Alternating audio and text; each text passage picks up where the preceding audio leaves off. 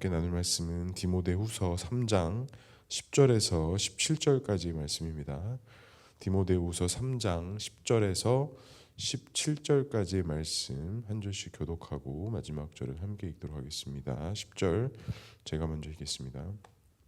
나의 교훈과 행실과 의향과 믿음과 오래 참음과 사랑과 인내와 박해를 받음과 고난과 또한 안디옥과 이고니온과 루스드라에서 당한 일과 어떤 박해를 받은 것을 내가 과연 보고 알았거니와 주께서 이 모든 것 가운데 나를 건지셨느니라. 무릇 그리스도 예수 안에서 경건하게 살고자 하는 자는 박해를 받으리라. 악한 사람들과 속이는 자들은 더욱 악하여져서 속이기도 하고 속기도 하니 그러나 너는 배우고 확신하는 일에 거하라. 너는 내가 누구에게 배운 것을 알며 또 어려서부터 성경을 알았나니 성경은 능히 너로 하여금 그리스도 예수 안에 있는 믿음으로 말미암아 구원에 이르는 지혜가 있게 하느니라. 모든 성경은 하나님의 감동으로 된 것으로 교훈과 책망과 바르게 함과 의로 교육하기에 유익하니 함께 읽겠습니다. 이는 하나님의 사랑으로 온전하게 하며 모든 선한 일에 행할 능력을 갖추게 하려 함이라. 아멘. 오늘도 말씀과 기도의 자리에 오신 성도님들의 사랑을 축복합니다. 또 본문의 말씀을 통해서 주님의 귀한 음성 듣는 시간 되기를 소망합니다.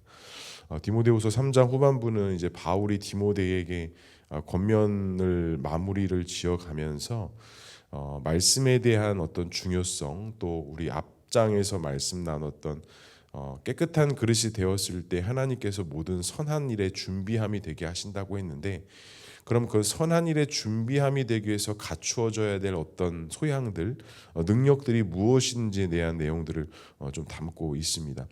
첫 번째로 함께 살펴볼 것은 경건의 능력으로 살기 위해서는 무엇을 감수해야 한다라고 이야기합니까?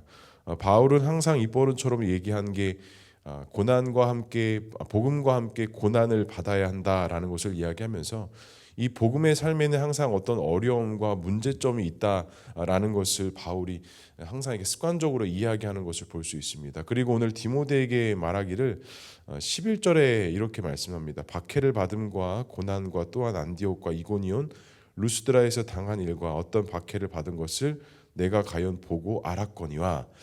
아마 디모데는 바울이 1차 전도 사역을 통해서 행했던 그 복음 사역 가운데 특별히 바울이 당했던 고난을 직접 보고 또 그것에 대해서 알고 있었던 것으로 알고 있습니다. 그것을 또 추측할 수 있는 것은 오늘 바울이 세 지명을 이야기합니다. 안디옥과 이고니온, 루스드라를 이야기하는데, 여기 마지막에 루스드라가 1차 전도 지역의 한 곳으로서 디모데의 고향이기도 했습니다.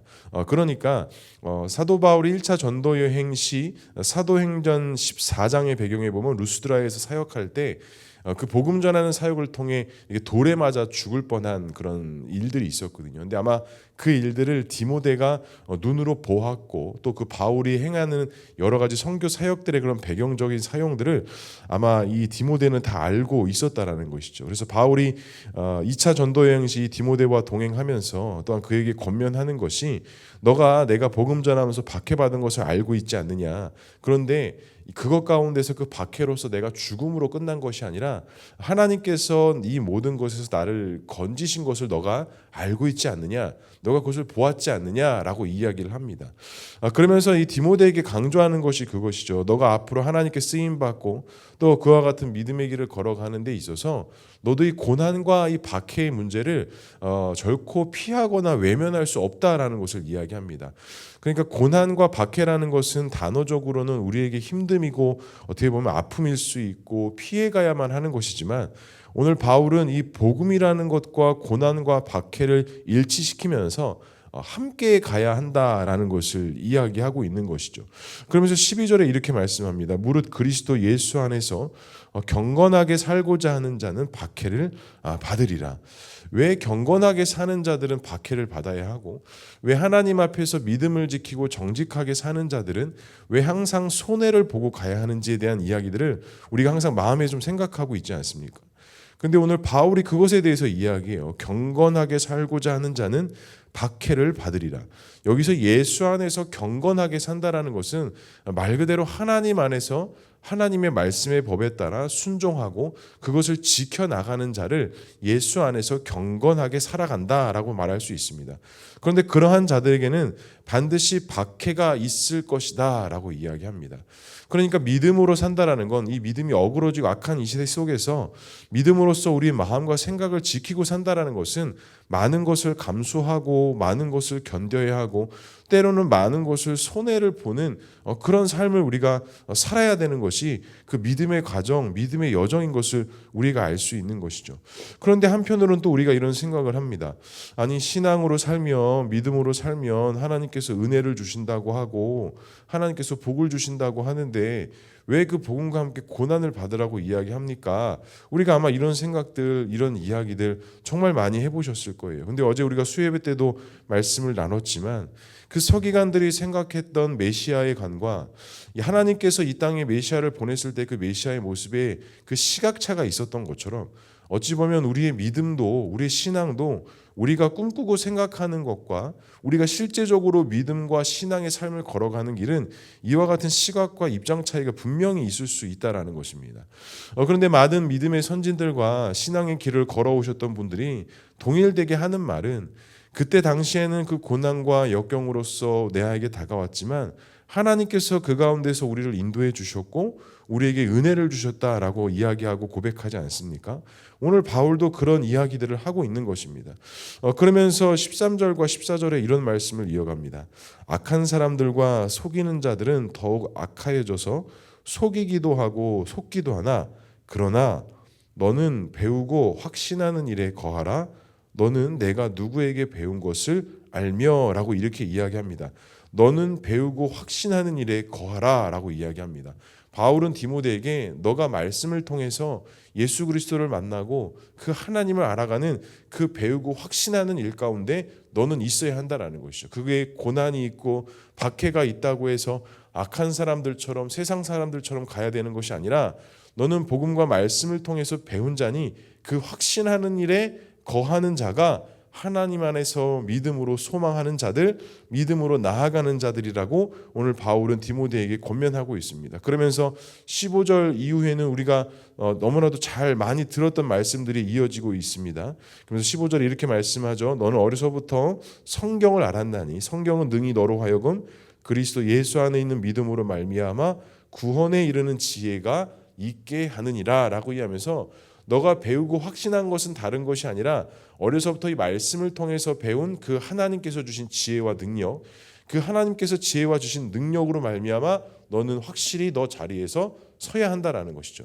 그렇기 때문에 우리가 성경을 봐야 하고 말씀을 읽어야 하고 설교를 들어야 되고 또 기도를 해야 되고 또 예배 가운데 말씀을 또 경청하면서 또 순종하고 또 엎드리는 삶을 살아야 하는 이유가 하나님을 그 알아가는 지혜와 능력이 다른 곳에서부터 오는 것이 아니라 결국에는 우리의 그 경건, 하나님 안에서 이루는 그 경건의 삶, 다시 말하자면 하나님의 말씀을 가까이 묵상하고 매일매일 이것을 읽어나가고 또 이 말씀이 나에게 무엇이라 말씀하는지 경청하고 또 순종하는 삶을 살아가는 것. 그래서 바울은 정리합니다. 모든 성경은 하나님의 감동으로 된 것으로 교훈과 책망과 바르게 함과 의로 교육하기에 유익하니 이는 하나님의 사람으로 온전하게 하며 모든 선한 일을 행할 능력을 갖추게 하려 함이다 라고 이야기합니다.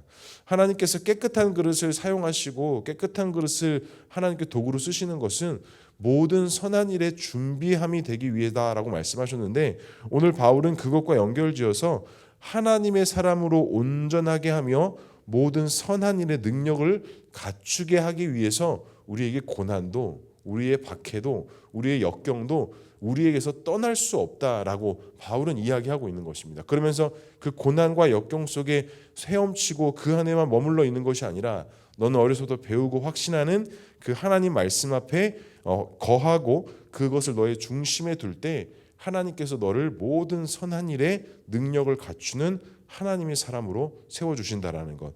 사랑하는 성도 여러분, 오늘 하루도 이 말씀 붙잡고 우리의 삶 속에 믿음으로 설 수 있기를 주님의 이름으로 간절히 축복합니다. 세상에서 말하고 세상에서 보여주는 것에 확신하며 서는 것이 아니라, 세상에서는 어떠한 흐름과 어떠한 것들이 우리 앞에 펼쳐진다 할지라도 오늘 바울이 디모데에게 권면했던 것처럼 우리가 알고 배우고 익히고 믿고 있는 이 말씀 안에 거한다면 오늘 하루도 우리에게는 감사가 흘러넘쳐나며 하나님이 주신 은혜와 축복의 삶이 우리에게 흠쳐날 것인 것을 믿음으로 고백하고 확신하며 나아가는 저와 우리 모두가 될 수 있기를 주님의 이름으로 간절히 축복합니다. 기도하겠습니다. 사랑과 은혜가 풍성하신 하나님 아버지, 은혜를 감사합니다.